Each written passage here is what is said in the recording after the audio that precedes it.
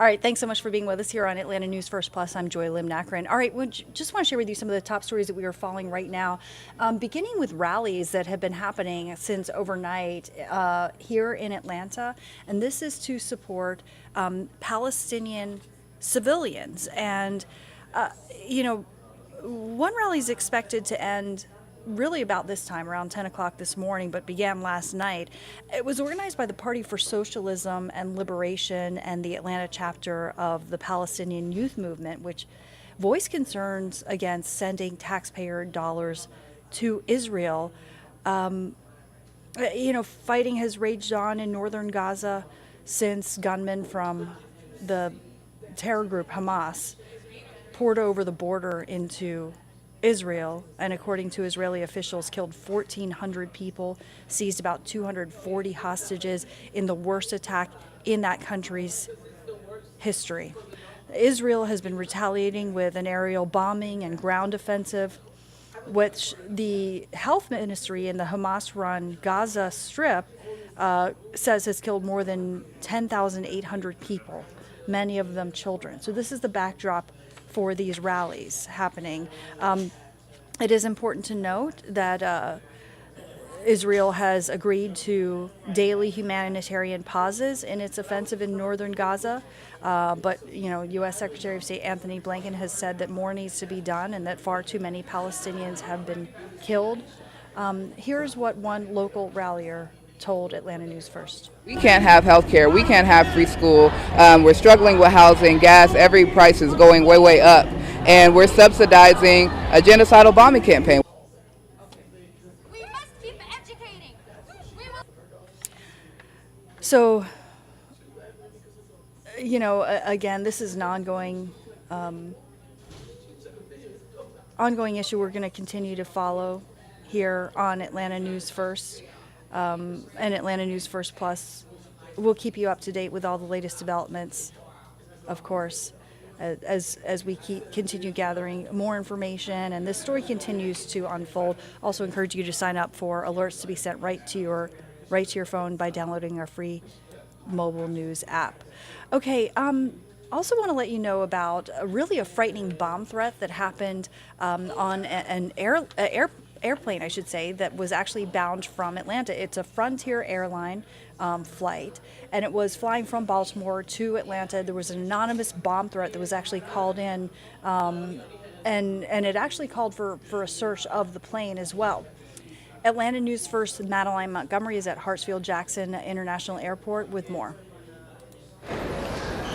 This situation had Atlanta police, the FBI, and the FAA on high alert. They all actually greeted the Frontier flight that was landing last night, and the airline tells us that it was a passenger who let a flight attendant know about an anonymous airdrop message that they got about an explosive device. It was a plane coming from Baltimore last night, so the flight attendant let authorities know as soon as possible, and so they were all on standby once the plane landed at 9:20. Atlanta police say that bomb dogs helped search the plane, but they found nothing. The FAA and FBI are investigating. And this comes after another safety concern at U.S. airports. The National Transportation Safety Board is currently investigating close calls between planes at airports. The head of the National Transportation Safety Board told a Senate panel that there were 23 serious close calls at airports in the 2023 fiscal year, up from 16 last year. The NTSB is currently investigating 7 serious runway incursions, one involving a plane attempting to land at Boston Logan with a small plane directly in its path. That same month in Austin, Texas, a FedEx pilot had to abort a cleared landing to avoid hitting a Southwest plane. These events put more than 1,300 lives at risk. These incidents must serve as a wake-up call before something more catastrophic occurs.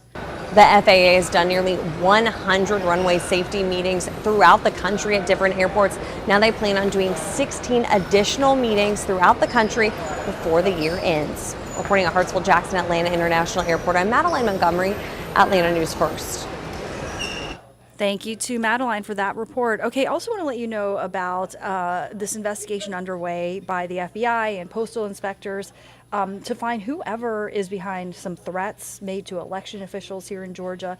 Letters that may have been mailed from the Pacific Northwest contain trace amounts of fentanyl, and a source familiar with the investigation is telling CBS News that more than a dozen letters were sent from the Pacific Northwest to offices in Oregon, California, Nevada, and Washington State.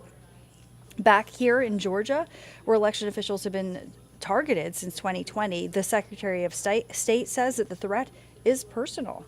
Been fairly consistently high threat environments since the 2020 election over 3 years ago now. We've seen abuse, so far, threats, and harassment that fentanyl, of election officials. Is not harmful in this quantity because of how it was in the envelopes and because no one seems to have ingested it. Still, Narcan, the overdose countering treatment, is being sent to those facilities just in case as a precaution.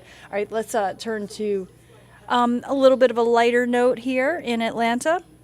We're talking about a new plan that could keep Atlanta's nightlife thriving deep into the night. A city councilwoman, Keisha Waits, wants to extend last call at bars from 2:30 a.m. all the way to 4 a.m. from Monday through Saturday morning. The ordinance, nicknamed the Atlanta Hospitality Act, says that the city could increase fees for alcohol permits and that money could pay for more police officers and additional security cameras. The city's public safety committee is expected to hear the proposal for the first time on Monday, so there are some concerns and a little bit of controversy as well. All right, let's talk about the forecast now. First Alert meteorologist Rodney Harris. I am not a meteorologist, but that looks like rain. That would be correct, Joy. And you know what? We need the rain. We've been talking about the rain all week, and it has finally arrived. So we are on First Alert radar. That's what you see right there on your screen. We will continue to see these showers move through, and we are not able to advance this graphic, so I'll just walk you through what you can expect over the weekend. But that shower activity that you see in northwest Georgia, that will eventually make its way down into metro Atlanta. In fact, it's doing it right now. So here is what you can expect. We will have scattered showers moving into metro from now through lunchtime.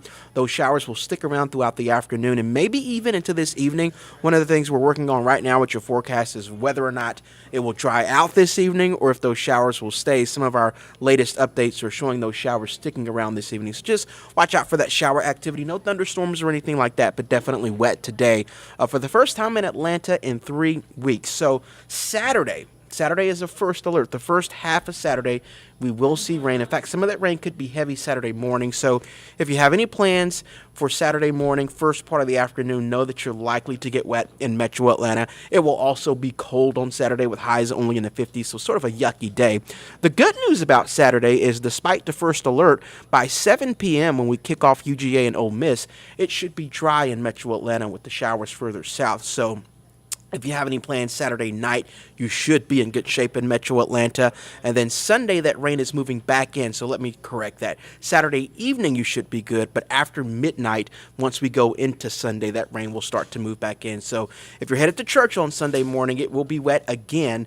And that rain will stick around for the first half of Sunday. And then after 1 p.m., the rain should start to move out of metro Atlanta. So for this weekend, we have first alerts for rain on Saturday and Sunday. But for both days, it's the first half of the day.